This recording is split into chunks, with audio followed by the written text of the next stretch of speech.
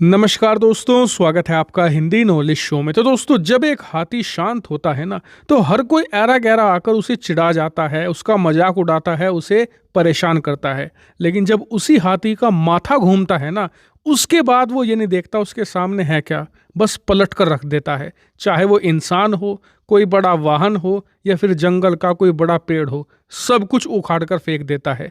और वही माथा घुमा हुआ हाथी आज की तारीख में रूस बन चुका है। वो कैसे? दरअसल पिछले 2 महीनों में रूस के साथ जो हुआ है ना, चाहे देश के अंदर वैगनर ग्रुप का विद्रोह हो, यूक्रेन के खिलाफ युद्ध में पिछड़ना हो और अंतर्राष्ट्रीय लेवल पर कई सारी डिप्लोमेटिक हार हो, इसने रूस को मजबूर कर दिया है दुनिया को एक बार फिर से अपनी पावर दिखाने पर। और रूस ये पावर जमकर इस समय दुनिया को दिखा भी रहा है। वो कैसे? दरअसल आप लोगों को याद होगा, कल मैंने आपको वीडियो बनाकर बताया था कि भारत ने चावल के एक्सपोर्ट पर रिस्ट्रिक्शन लगा दिया है। इसका कारण ये है कि दुनिया के कई देशों में इस समय जो खाने पीने की चीज़ें हैं उनकी कमी होने लगी है, जिससे कि खाने पीने की जो चीज़ें हैं जैसे कि चावल, गेहूं, इनकी कीमतें बढ़ती जा रही हैं। और आने वाले समय में तो ये कीमतें और भी ज़्यादा बढ़ेंगी। इसीलिए दुनिया के जो बड़े देश हैं वो अपने देश के अंदर जो अनाज और गेहूं है उन्हें स्टॉक पाइल कर रहे हैं, यानी कि उन्हें तेजी से जमा कर रहे हैं।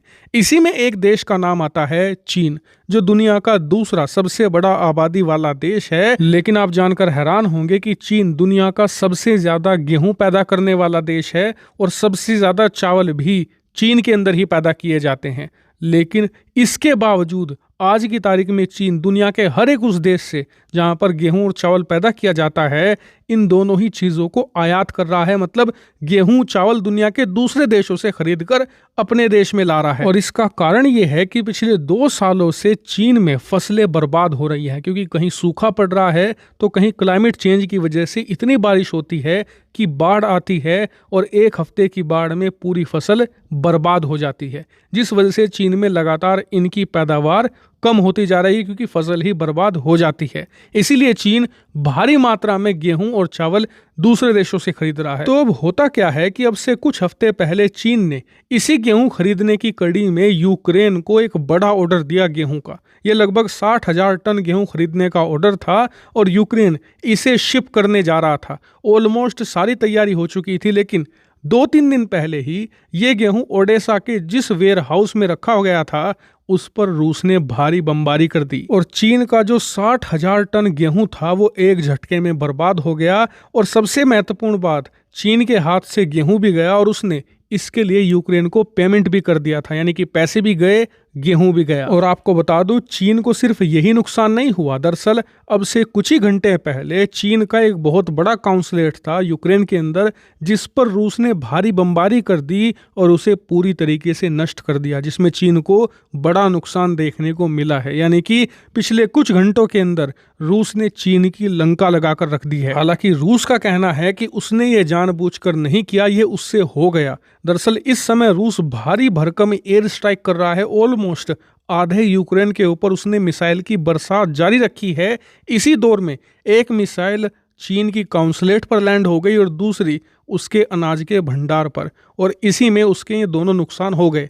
हालांकि चीन के कुछ अधिकारियों का कहना है कि चलिए हम मान लेते हैं कि जो अनाज का भंडार था वो गलती से नष्ट हो गया, लेकिन आपको हमारी काउंसलेट की लोकेशन तो पता है, उसके बावजूद आपने उस पर अटैक कैसे कर दिया? लेकिन रूस के पास इस चीज की कोई भी इस समय एक्सप्लेनेशन नहीं है। लेकिन चीन का नुकसान तो छोटा है, ये अनाज दोबारा खरीद लेंगे, थोड़ा बहुत पैसों का नुकसान हुआ है उसे भी झेल लेंगे, और जो इनका काउंसलेट नष्ट हुआ है उसे भी दोबारा तैयार कर लेंगे। लेकिन एक ऐसा देश है जिसका सबसे ज्यादा नुकसान हुआ है पिछले 72 घंटों में, और उस देश का नाम है तुर्की। दरअसल आपको याद होगा कि इस वीडियो की शुरुआत में मैंने आपको बताया था कि आने वाले समय में खाने पीने की चीजों के, खास करके अनाज के दाम बहुत बढ़ने वाले हैं। दरअसल उसका कारण ये है कि अब से कई महीने पहले तुर्की ने यूनाइटेड नेशन के साथ मिलकर यूक्रेन और रूस के बीच में एक डील करवाई थी, जिसे कहा गया था ब्लैक सी ग्रेन डील, जिसके तहत रूस से ये कहा गया कि आप यूक्रेन के जो अनाज ढोने वाले जहाज हैं उन पर अटैक नहीं करोगे, उन्हें अनाज की सप्लाई करने दोगे। और इस पर रूस मान गया था, यहाँ तक कि अब से 1 महीने पहले ये डील एक्सपायर भी होने वाली थी, इसे दोबारा रिन्यू भी कर दिया गया था। लेकिन अब से 3 दिन पहले रूस ने इस ब्लैक सी ग्रेन डील को तोड़ दिया है और यूक्रेन के वो सभी शिप जो अनाज ढोते थे, दुनिया के अलग अलग देशों को अनाज की सप्लाई करते थे, उन पर मिसाइलें बरसानी शुरू कर दी है। इसको लेकर रूस ने 3 बड़े कारण दिए हैं। पहला कारण तो इन्होंने ये दिया है कि अनाज ढोने वाले जो यूक्रेन के शिप हैं, ये यूक्रेन से अनाज लेकर जाते हैं, बदले में उधर से खाली जब आते हैं तो इसमें हथियार भरे होते हैं। यानी कि अमेरिका और उसके साथी देश इन अनाज के शिप का इस्तेमाल कर रहे हैं हथियार ढोने में।